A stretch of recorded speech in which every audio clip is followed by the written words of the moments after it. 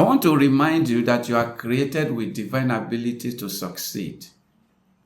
You are not created to fail. God sent you here. He put something in you that can make you to succeed. There is no failure in your DNA. One of the things that is impossible about you is that it's impossible for you to fail when you remember who you are. God created you and sent you here loaded. You are loaded with capacity. You are loaded with ability. God sent you here with creative intelligence, creative power, creative ability. You are creative because you are created in the image and in the likeness of God. In the image of God because you look like God. In the likeness of God because you are creative like God. You operate. You are created to operate like God. God is a creative God. God has got creative intelligence.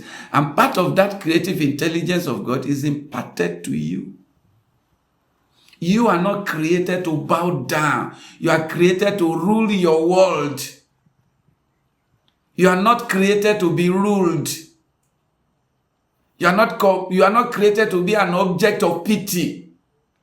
No. You are created with divine mandate to succeed, to prosper, to rule. You are a king. This is what God says about you. And this is what you must believe about you. You are created to do exploits. You are created to change your world and rule your world with the power and with the ability of God. You are created with creative intelligence. You are wise.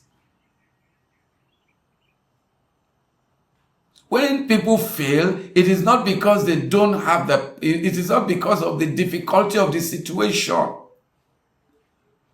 It is not the obstacles that make people fail. I want you to listen good.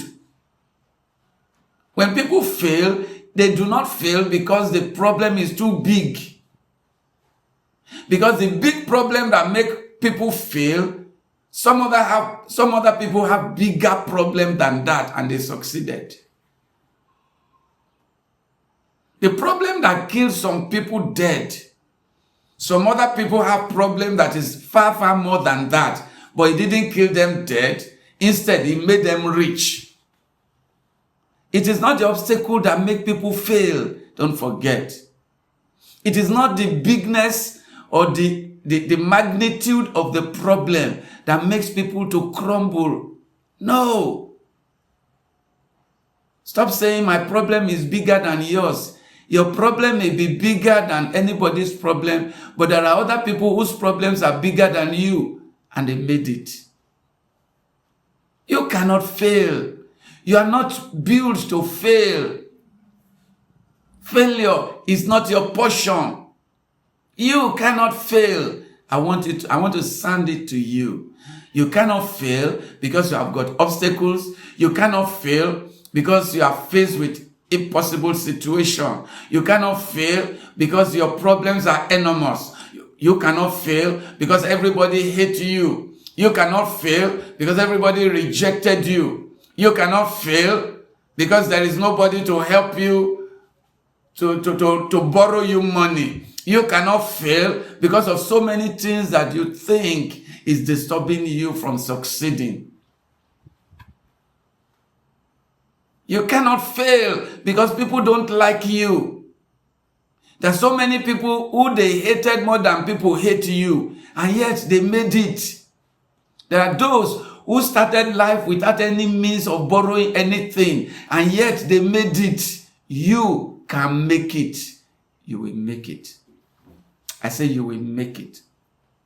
I speak to you again in the mighty name of Jesus. I say you will make it in the name of Jesus.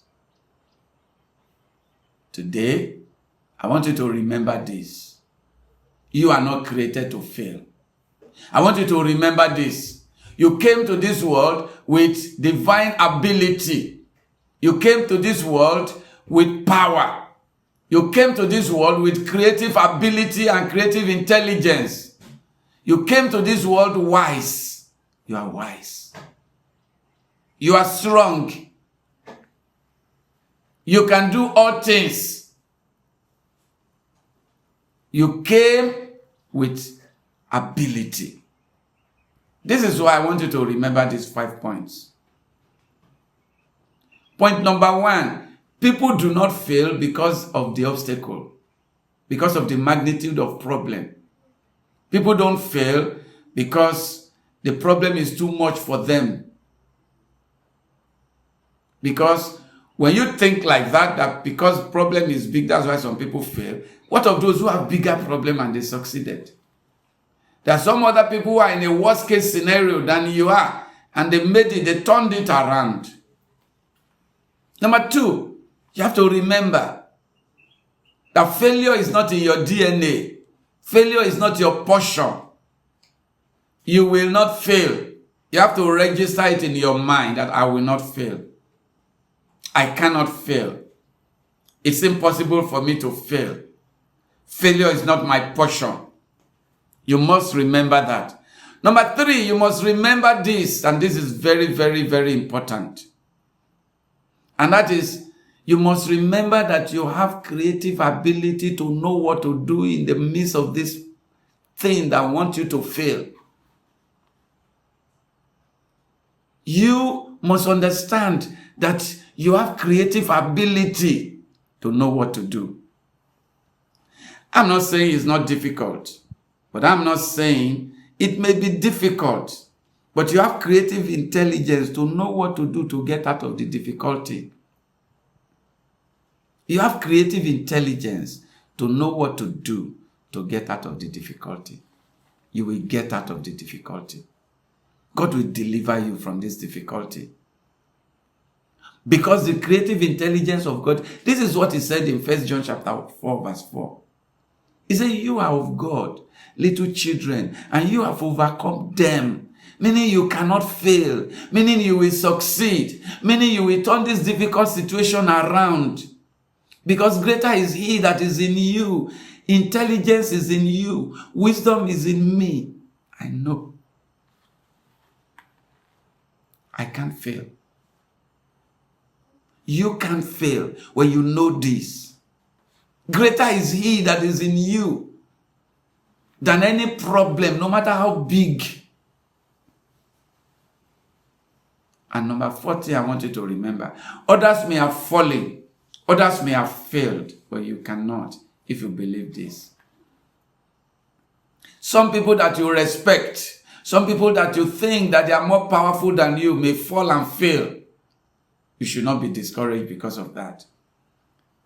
Don't be discouraged because somebody you love, somebody you respected, somebody you think they are stronger than you, somebody you think they are smarter than you, if they fall down and fail, don't be discouraged. Don't give up because they fail. Don't give up because they didn't succeed. For example, maybe you have a sister, she's very good, she's gentle, she's respectful, she got married, and you thought that she's a good wife material, but unfortunately, she didn't make it in her marriage. Maybe after 2 years, 5 years, she got divorced. And you are warming up to get married. And you are saying, if my sister's marriage could fall, I don't think my own marriage can succeed. Because my sister is, softer than me. She's more respectful. She's very obedient. She's a good wife material. If she cannot make it, how do you think I can make it? Stop thinking like that. Anybody may fail. That does not mean that you will fail. Have it in mind that you won't fall. Have it in mind that you will not fail. And number 5, I want you to have zero tolerance for failure. Do not tolerate failure. Do not abhor failure. Do not harbor failure. Do not cover failure. Do not protect failure. Do not hide failure. Do not pretend that failure is not there. When you fail, face it and phase it out. When you fall, rise up again. When it doesn't work, do it again. When everything is going out of hand, calm yourself and do it again. You can do it. You must have zero tolerance for failure. You must not respect failure. You must not accept failure. You must not write yourself off. You must never call yourself a failure. You must never see yourself as a failure. You must do something about failure. You must deal with it. You must do something about failure. You must stop it. You must end it. You must destroy it. You must turn it around. You must work on it until it's gone out of your life. Failure is not part of you. When failure comes, it's a mistake. And that mistake must be corrected now. I can fail in one thing, but I won't stop.